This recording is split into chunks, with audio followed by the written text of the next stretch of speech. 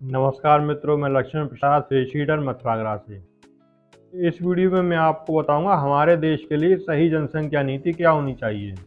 यदि आप गंभीरता से विचार करेंगे तो पाएंगे इस देश में जनसंख्या से बड़ी कोई दूसरी समस्या नहीं है। जनसंख्या के लिए ऐसे रूल बनाना जिन्हें लागू करना सरकारों के लिए आसान हो, हमेशा से मुश्किलों भरा रहा है। जनसंख्या को लेकर समाज में बहुत सारी भ्रांतियां प्रचलित हैं। आबादी केवल गरीबों की बढ़ती है। वास्तव में कोई गरीब भी अपनी आबादी नहीं बढ़ाना चाहता। नियोजन के साधनों तक उसकी पहुंच न हो पाने के कारण ऐसा हो रहा है।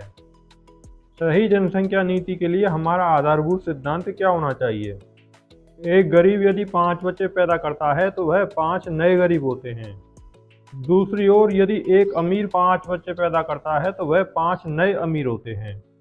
इसी सिद्धांत को ध्यान में रखते हुए सरकार यदि कानून बनाए तो वह सफल होगा।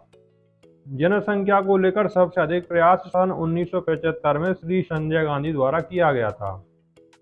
वह प्रयास इस तरह का था कि उससे भारी जनाक्रोश पैदा हुआ और तत्कालीन सरकार चुनाव हार गई। तब से लेकर आज तक हमारे राजनेता इस मुद्दे से दूर रहते हैं। वह डरते हैं कोई भी कानून बनाने के लिए। वह कानून असफल इसलिए हुआ था क्योंकि उसे अमीर और गरीब सब पर एक समान रूप से लागू करने का प्रयास किया गया था। हमारे देश के लिए समस्या गरीबों की बढ़ती हुई आबादी है। अमीरों की बढ़ती हुई आबादी देश के लिए कभी समस्या नहीं हो सकती। ऐसे समय सरकारों ने 2 बच्चे का कानून बनाया हुआ है, यह पर्याप्त नहीं है। हमें 1 बच्चे का कानून चाहिए।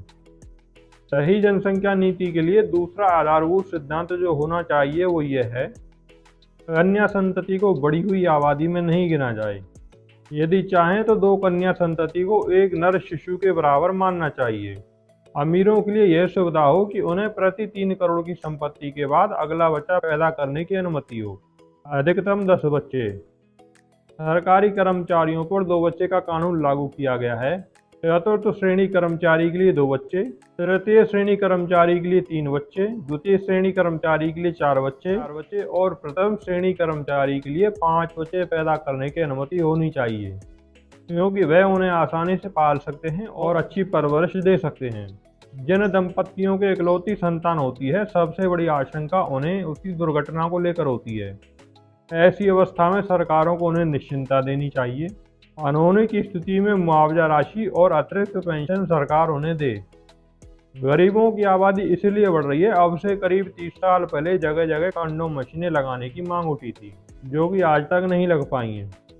गरीब अपनी समस्याओं में इतना अधिक घिरा हुआ कि उसके पास अस्पताल तक जाने का किराया नहीं होता। अमीर उसकी समस्या नहीं समझ सकते। जिस प्रकार सरकार ने पोलियो ड्रॉप घर घर तक पहुंचाया, उसी प्रकार नियोजन की सुविधाएं यदि घरों तक पहुंचाई गई होती तो हमारी समस्या काफ़ी हद तक नियंत्रित होती। गरीबों को 3 प्रकार की सुविधाएं दी जाएं। गर्भ निरोधक इंजेक्शन उनके घरों तक पहुंचाया जाए, कंडोम मशीनें हर जगह लगाई जाएं और तीसरा जेल। यदि कोई नियोजन के साधनों को नहीं अपना रहा है तो इसके पीछे उसके कुछ निजी कारण होते हैं, उन्हें भी दूर किया जाए जानकर। हम कानून को लेकर एक बात और करते हैं, जो अधिक आबादी बढ़ाएं उन्हें सरकारी सुविधाओं से वंचित किया जाए। सभी जानते हैं सरकारी सुविधाएं वैसे भी लोगों को नहीं मिल रही हैं। सरकारी सुविधाओं से वंचित होने का डर दिखाकर सरकारें आबादी नहीं रोक सकती। जो अधिक नर शिशु उत्पन्न करें। 1 बच्चे का कानून बनने के बाद बढ़ी हुई आबादी को 35 वर्ष आयु तक मत डालने का अधिकार न हो। यदि वे पोस्ट ग्रेजुएट हो जाते हैं तो उन्हें यह अधिकार 25 वर्ष की आयु में दे दिया जाए। उन्हें तृतीय और चतुर्थ श्रेणी में आवेदन करने का अधिकार न हो। भारत एक विकासशील देश है, यह मेरा मानना है। आज भी विकसित देशों में एक नई समस्या आ जाती है। बढ़ते हुए खर्च के कारण मध्यम वर्ग शादियां नहीं कर रहे या अगला बच्चा पैदा नहीं कर रहे।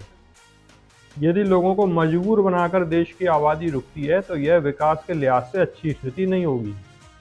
बढ़ी हुई आबादी हमारे संसाधनों को कम करती है, बेरोजगारी बढ़ाती है। यदि विकसित देशों में लोग अगला बच्चा पैदा नहीं कर रहे हैं तो इसके पीछे 3 कारण हैं: आवास, महंगी शिक्षा और अनिश्चित रोजगार। इन पर भी सरकारों को ध्यान देना होगा भविष्य के लिए। आज की वीडियो में इतना ही। मिलते हैं नेक्स्ट वीडियो में। तब तक के लिए नमस्कार, जय हिंद।